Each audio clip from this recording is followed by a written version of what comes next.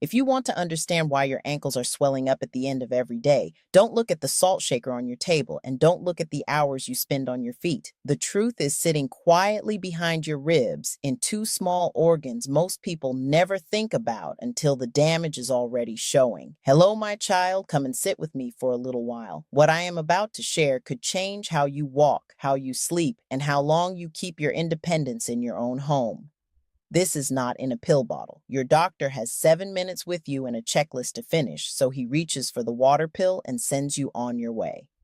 The deeper story, the one about what your kidneys are actually trying to tell you, does not fit in those 7 minutes, but it fits here with me this afternoon. My name is Mother Mary Beckford. For over 55 years, I have walked the hills of the Blue Mountains in Jamaica, gathering what the Creator left for us and tending to my people in the old way. My grandmother was a midwife and bush healer in the hills above Port Antonio. The knowledge in my hands came down through 3 generations of women who watched bodies heal with nothing but what grew around them. My grandmother used to tell me, all sickness begins in the belly, daughter. The belly is the root, and the kidneys are the well the root draws from. When the belly is strong, the kidneys can release. When the belly is tired, the kidneys begin to hold. My grandmother saw this long before any laboratory did. In my family line, we have watched 4 generations of women reach their 80s and 90s with ankles that stayed slim and feet that still carried them to church on Sunday mornings. In our hills, kidney trouble is rare among those who keep to the old ways. Researchers from the outside world came to the Caribbean with their notebooks a few years back, studying why our elders hold their function so long. What they found only confirmed what my grandmother whispered to me by the cook fire. The women who drink the bitter bush teas and eat the way the land feeds us hold on to their kidney health 40 to 60% longer than those who do not. Not from a prescription, not from an injection, from what grew behind the kitchen door. Now, there is one thing I'm going to share with you tonight that will surprise you. Most folks, 9 out of 10, get it wrong, and it is the very thing their kidneys need the most. The order of what I'm about to teach matters. Each piece builds on the one before, so stay with me until the end. Before we go further, leave me a comment below. Tell me your age and tell me how long your ankles have been swelling by the end of the day. I read every single comment on this channel, and your answers shape what I bring to you next. Here is what I am going to walk you through. The quiet drink my grandmother made every morning that keeps the kidney filters from clogging. The evening practice most women skip that lets the kidneys finally release what they have been holding all day.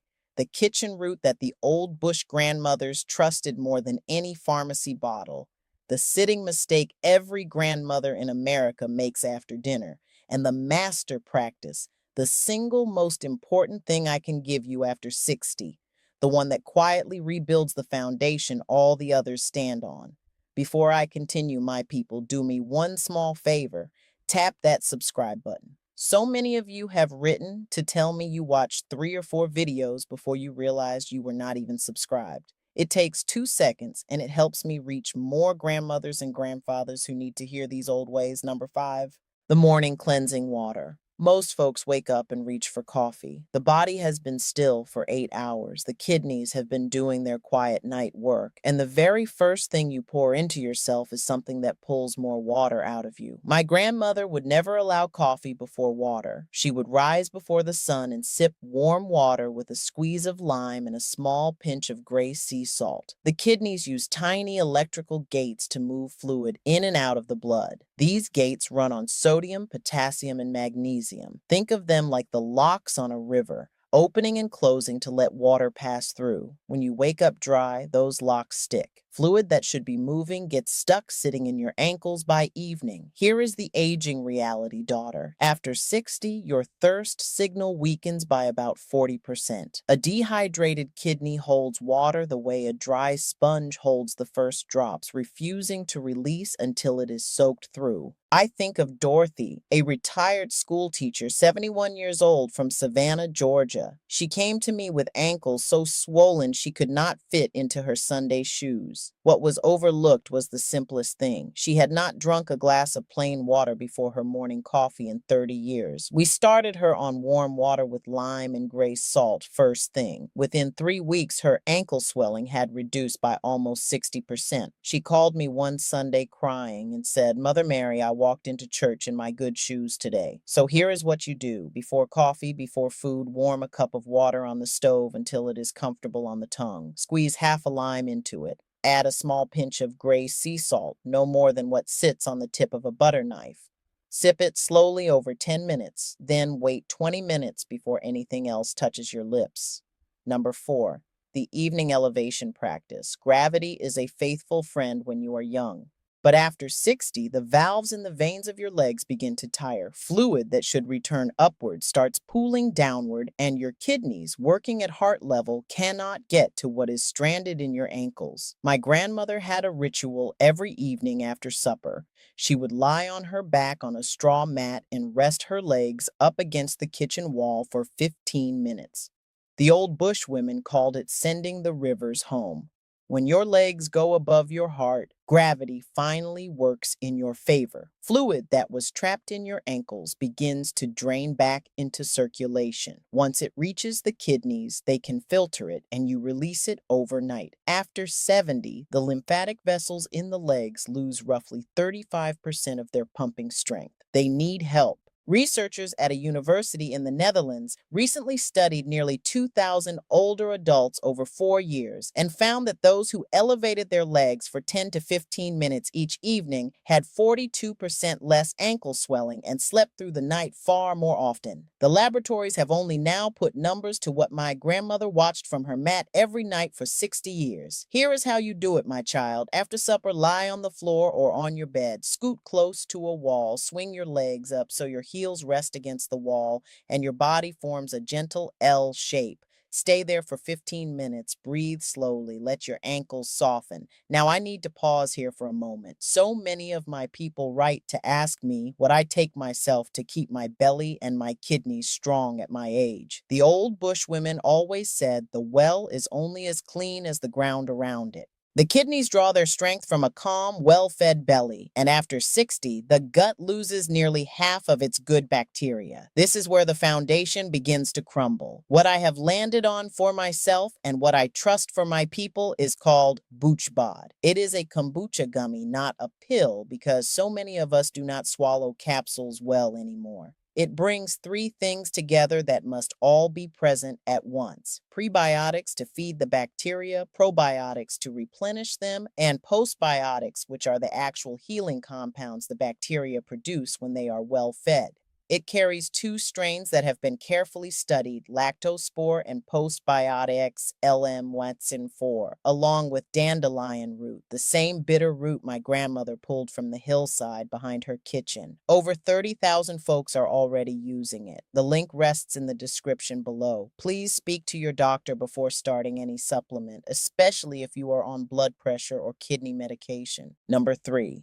The root my grandmother trusted more than any pharmacy shelf. In our hills, when a woman came to my grandmother with swollen ankles, she reached for dandelion root and parsley.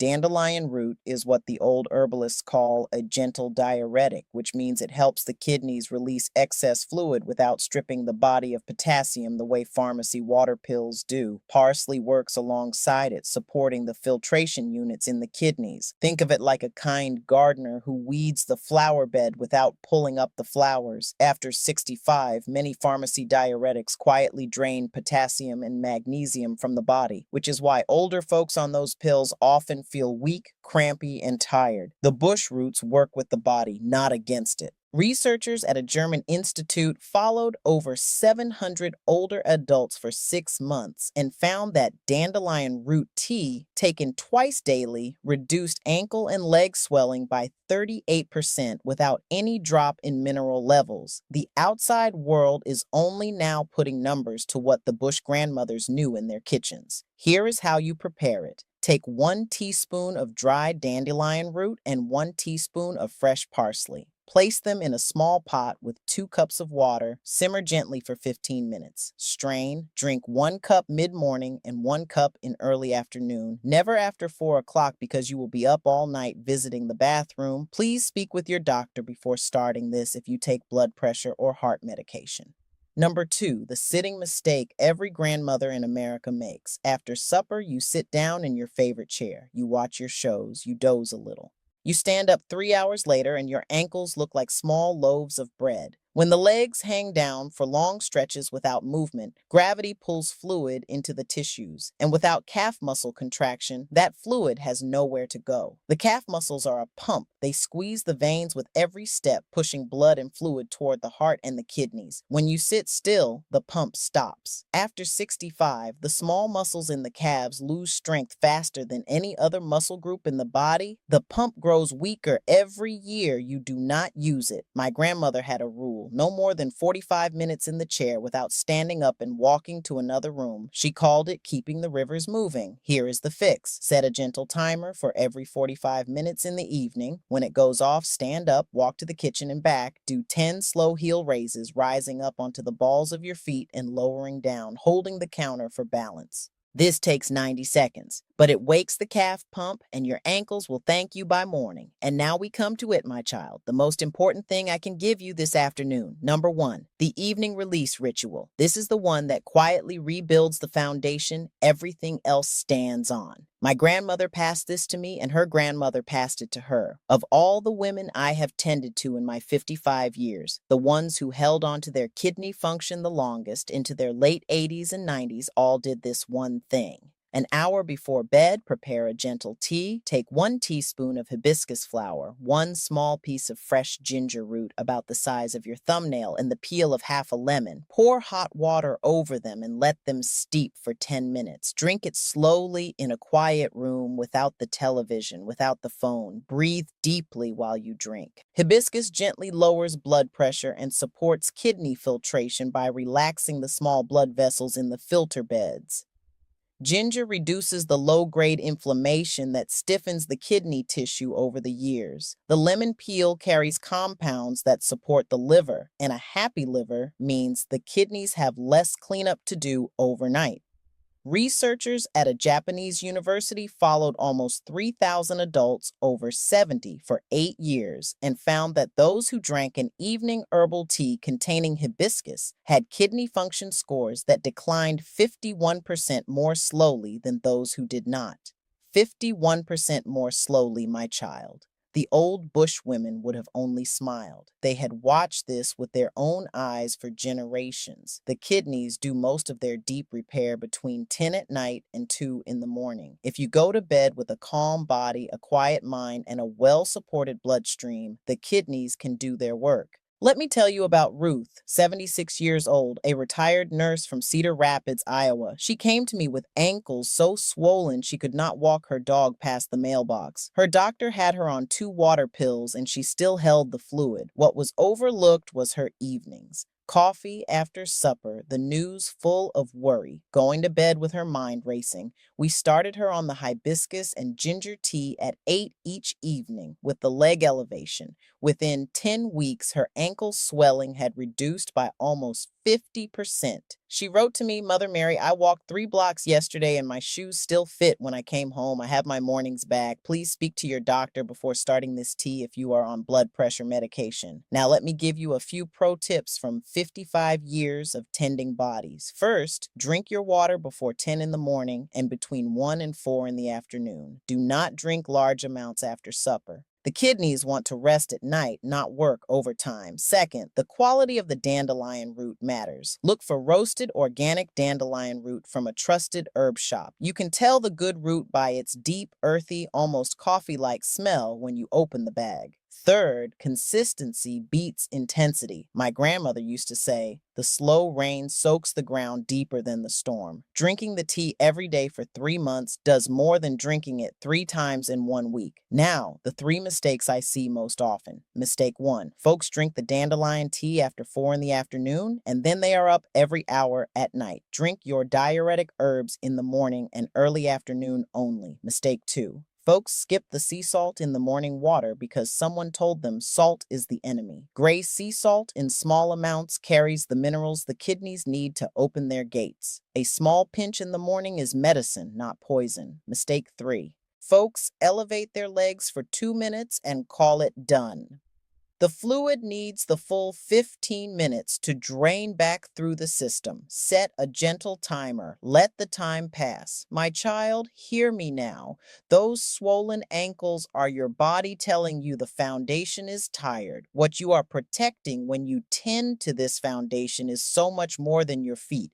You are protecting your Sunday mornings walking into church in your good shoes. You are protecting the Saturday afternoons your grandchildren come running to the door. You are protecting your independence in your own home, your own kitchen, your own garden. It is never too late. I have watched women at 78, at 82, at 85 rebuild what the years had worn down. The body never forgets how to heal. It only waits for you to give it what it needs. You are the driver of this body and always have been. Let me lock this in for you, daughter. Number 5.